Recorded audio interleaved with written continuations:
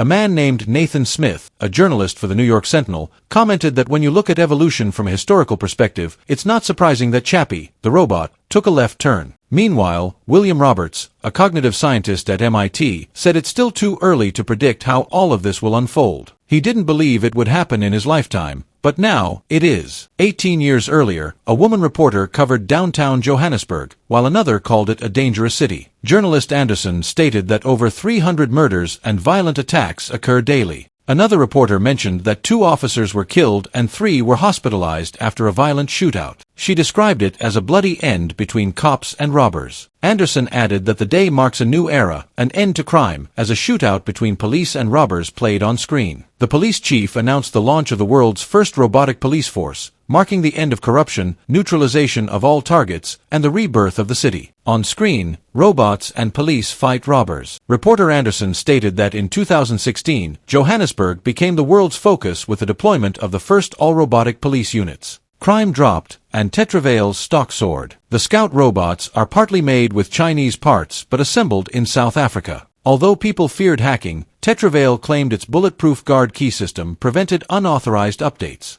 Before the Scout robot's success, the Moose was the dominant model. Anderson introduces a man called Vincent Moore, a former soldier and lead developer at Tetraval, who opposes AI. Vincent claims his robot is indestructible and operated by a moral human. Anderson contrasts this with the AI-led Scouts created by Dion Wilson, who seeks to develop true emotional intelligence. Interest grows globally, including from the US, China, and North Korea. At Tetraval, Scout 22 arrives damaged for maintenance. The mechanic quickly fixes it and sends it back to duty. Ninja and his gang, America, Yolandi, and one guy, head to meet Hippo about a failed deal. At Hippo's place, tensions rise. Hippo demands Ninja's weapon and keys, then checks the car and takes Ninja's team out. He demands $20 million, forces Ninja to admit the debt, and kills one of Ninja's team members. A scout and a police officer arrive by air, initiating a shootout. Amid the chaos, Ninja's team scrambles for the car key while Hippo hides. Eventually, Ninja retrieves the key, and Scout 22 crashes into the scene. Ninja's team escapes, and Hippo also flees. The reporter reports on another victory for the robotic police force.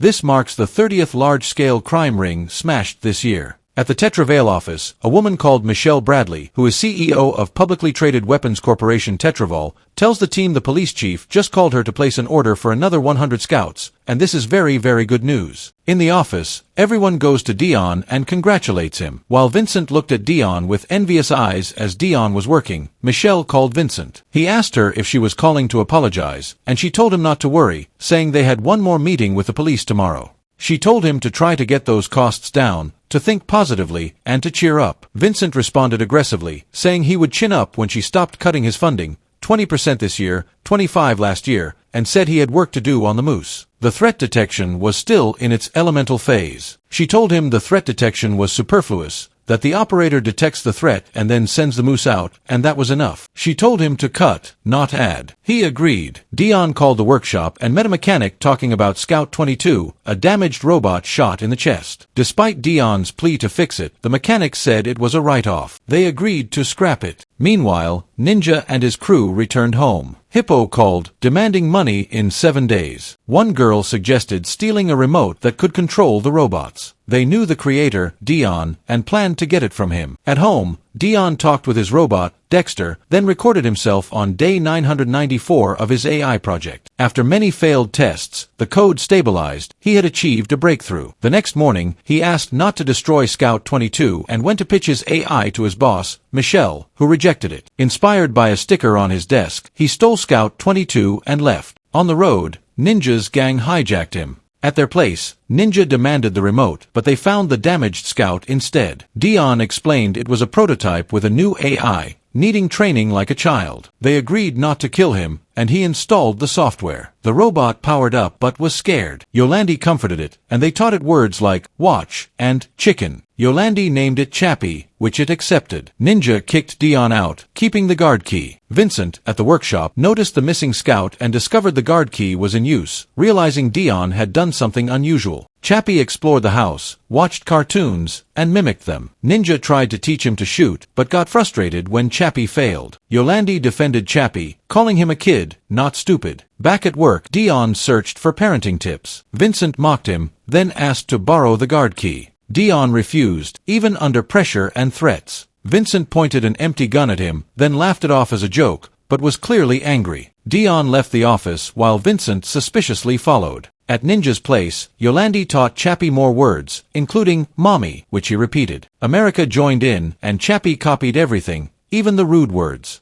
Dion arrived at their place. America and Yolandi asked each other who was coming. America went outside, saw it was Dion, and told her it was the nerd. Yolandi asked Dion why he came, saying if Ninja saw him, he would kill him, and told him Ninja would come soon. Dion was holding things and told them he was there to teach Chappie. Dion greeted Chappie, and Chappie greeted Dion using rude words. Vincent arrived at the place. Dion, confused, asked who had taught him those words. Chappie told Dion that those people had taught him. Dion warned him to watch his mouth before he got himself shanked. Chappie repeated it, and Dion told him to show respect as he was his maker. Dion asked for a moment alone with Chappie, but America shouted, asking how Dion could come to his place and say that. He told Dion where to go and threatened to cut his tongue. Dion apologized. As America started using rude words, Yolandi told him to leave so she could handle it. America told Dion he'd better not be there when he came back and left. Dion began teaching Chappie, saying he was his maker and brought him into the world. He told Chappie it was serious and warned him not to follow the other's lifestyle. Yolandi asked what he meant, and Dion said no offense. He continued, telling Chappie, no narcotics, no robberies, no crime. Chappie repeated, no crimes. Dion asked him to promise. When Chappie asked what that meant, Dion explained it meant keeping a word and not breaking it. Chappie promised, and Dion was happy. Yolandi told Dion to stop lecturing and just teach him. Dion sat Chappie down, saying he brought things to nurture his mind. He gave him a book, and Chappie asked what it was. Dion explained it had stories, and Chappie happily started reading. Then they went outside, where Dion showed him an easel and gave him a brush. Dion pointed out the blue ink, saying it was like the sky, and Chappie repeated it. Dion told him he could do whatever he wanted, not to let others limit his potential. Yolandi said she wasn't stopping him from painting. Chappie started to paint. Meanwhile, Vincent hid nearby, watching what Dion was doing. He saw Chappie with a telescope and realized the guard key was there. Dion and Yolandi praised Chappie's painting. Vincent left, saying Dion had made a big mistake. Chappie had drawn a car, and Dion and Yolandi were excited, asking for more. Just then, Ninja and America arrived, playing hip-hop music. Dion was shocked. Ninja asked what they were doing, and Dion explained they were teaching Chappie to paint. Ninja got angry, shouting that he needed a killing machine, not a painter. He locked Dion out. Dion warned he'd call the police for mistreatment, but Ninja reminded him he also stole a police robot. Dion, upset, insulted Ninja and left in his van, telling Chappie to stay away from them to protect his creativity. Yolandi told Ninja they needed to teach Chappie like a child. Ninja said they had to do a heist before Hippo killed them. The phone rang, and America answered. It was Raymond, telling him about a cash move 2 days later, $600 million, heading south on the N1 at 7 a.m. America told Ninja, who agreed and told him to get a van, and to call for a man called a king. He then told Yolandi he'd get them out of this and promised her. Ninja asked Chappie what he was doing. Chappie said he was painting. Ninja told him he'd take him to a nice house to live with his mommy and daddy. Chappie, excited, left with America and Ninja, saying goodbye to Yolandi and calling her mommy.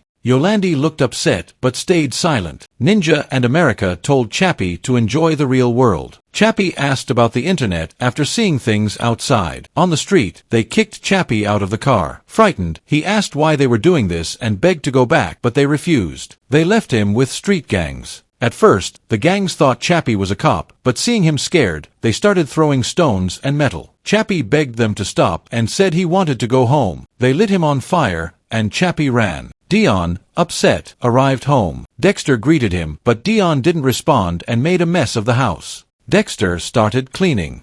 Dion's phone rang. It was Tetravale Security, asking about the signed guard key and warning him to return it by the end of the day or they'd inform Bradley. Chappie wandered the streets, miserable. Vincent and his team tracked him, confirming the target was moving east. As thunder rumbled, Chappie reached a mountain area and began observing the surrounding. Vincent, watching through a scope, confirmed it was a police droid but assured his team it wasn't a threat. Chappie found a dog and interacted with it. Vincent approached, holding a gun, mocking Chappie about forgetting his paintbrush. Chappie, scared, tried to shoot but failed. They captured him, dragged him into a van, and Vincent tried removing his AI. Chappie begged, saying he was scared, but Vincent told him begging wouldn't work. Vincent claimed everything that made Chappie real was in the wire on his head. He removed the safeguard while Chappie protested, saying he didn't want fear. Chappie escaped while being shot at. Vincent, holding the safeguard, declared the mission a success. Chappie returned to Ninja's place, where Yolandi, sitting outside, rushed to him as he called her Mommy. Seeing his damaged state, she yelled at Ninja, saying she hated him. Chappie explained that a man in a van had hurt him, removed his arm, and said kids had attacked him. Yolandi asked America to bring spare parts, and they fixed him. America told Chappie he was indestructible, titanium, which made Chappie happy. Chappie asked about the book his maker gave him, and Yolandi read it to him in bed. The story was about a black sheep named Abel. Chappie asked what being different meant. Yolandi explained it's about what's inside, a soul, which lives on after death. She hugged him and said she loved what was inside. Meanwhile, Dion bought a gun at a store. Chappie, alone, held a toy version of Yolandi, pretending it was his mommy. Ninja approached. Chappie, frightened, tried to hide. Ninja apologized, asking for forgiveness, and Chappie repeated him, forgiving him. Ninja promised to make him the #1 gangster robot and be his real dad. Chappie showed him the toy, calling it Mommy, which upset Ninja. He told Chappie to act cool and taught him to walk like a gangster. America laughed at them. Ninja gave Chappie a gun and asked him to shoot a target. Chappie refused, saying people hadn't hurt him. Ninja asked what he'd do if someone attacked. Chappie replied, he is titanium, repeating what America had said. When asked about the heist, Chappie refused, saying it was a crime and he had promised his maker. Ninja yelled, but America calmed things down, telling Chappie they'd worry about it later and to use knives instead of guns when disrespected. America and Ninja have told Chappie that when he uses a knife, people relax and go to sleep. And go sleepy weepy.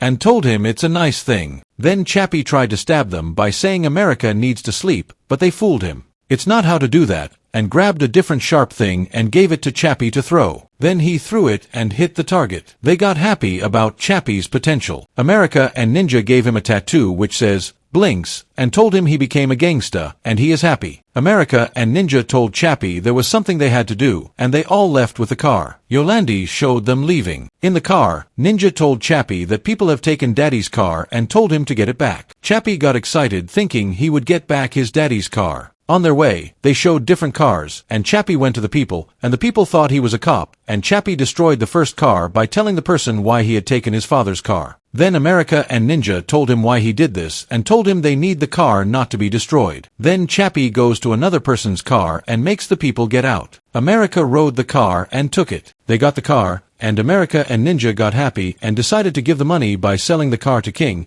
and they believe King will give them special tools for doing the heist. And Chappie hesitated by telling them he would not do heists. America, Ninja, and Chappie go to King's place, where street gangs were there, and they left the place by assuming Chappie is a cop, and Chappie waited outside while Ninja and America went to King's office. At King's office, Ninja gave all the stuff they had got, and instead of the car, King gave them the explosives. Chappie outside saw a dead dog and felt sorry. Ninja came to him and told him life is hard, and there was a dog that was alive nearby. Ninja told Chappie to survive, he has to fight. Chappie told him as he is titanium, he will live forever. Near Chappie's neck, there came a reading that said low battery, and Chappie told Ninja he needs a new battery. Ninja told him the battery is stuck, it's melted together. Chappie got frustrated and feared that he might die if the battery died. Ninja told him Dion put him in a broken body, and Chappie shouted how his maker can't do this and told Ninja Dion loves him. Ninja seemed helpful, told him he will get a new body for him and that they need a lot of money, which they get from the heist. Chappie insists he is not doing the heist. Ninja pointed to the dogs, the dead, and the alive one, and told Chappie to choose from them. Then Chappie chose to be alive. Dion brought a chicken doll and went to Ninja's place. When he arrived, he found only Yolandi and asked where Chappie was. He told her Chappie had to leave the place. She said she didn't know where they went. Dion expressed his concern that Chappie might be committing felonies and questioned why they were involving him in crime at such a young age.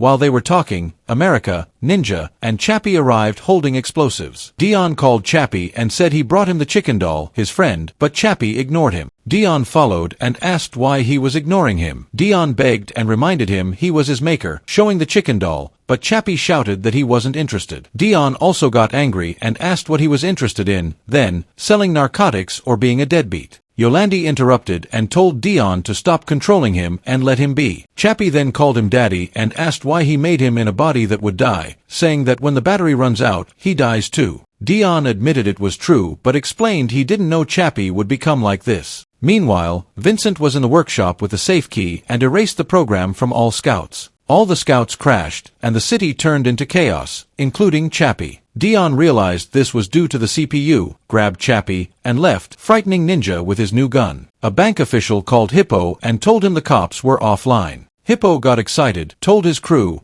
and they went out with guns to rob. Reporters began covering the chaos. Vincent was pleased with the outcome. Police warned citizens to stay indoors due to ongoing robberies. Sirens echoed, and the city was in disorder. At the Johannesburg Police HQ, the chief instructed the staff to contact Michelle Bradley and activate every available officer and reservist. The reporter continued, saying robbers had made off with nearly 100 million yuan, and there was no sign of the robotic police returning. Vincent, still at the computer, was asked by the system if he wanted to erase Genesis. He confirmed, and the process began. The report added that police were still unable to act as the riots continued. Dion, carrying Chappie, entered the workshop. Vincent watched secretly through a camera. Dion checked the program, trying to find the issue, and touched Chappie's neck. Chappie came back online and started talking. Dion was relieved. Vincent continued to observe. Chappie asked what happened. Dion replied he didn't know but had suspicions. He told Chappie they needed to leave. As they prepared to go, Chappie got curious and started touching things, asking questions. Dion explained quickly and urged him to hurry. Chappie picked up a helmet and asked what it was. Dion said it was a neural transmitter for reading the human mind, not for robots like him. Dion insisted they had to leave. On their way out, Chappie saw another robot and told Dion he needed a new body. Dion refused, saying Chappie didn't need a battery because he had a unique consciousness, unlike other robots, and it couldn't be moved. Chappie insisted he could figure it out and reminded Dion that he once said no one should tell him he can't do something. He said his daddy told him he needed a new body and that his daddy loved him. Then he told Dion he hated him and ran off with the helmet.